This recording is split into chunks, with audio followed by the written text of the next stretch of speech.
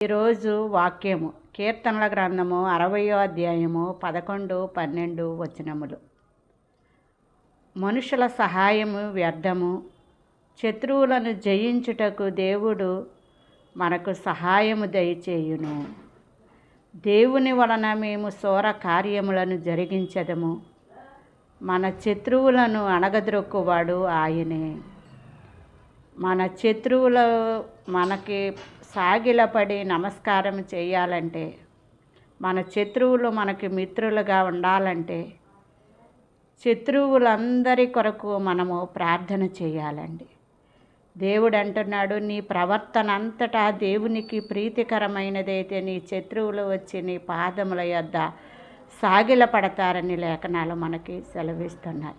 మన శత్రువులను అణగద్రొక్కువాడు ఆయనే. మనుషుల సహాయము వ్యర్థమే, మనుషులను నమ్ముకొనుట కంటే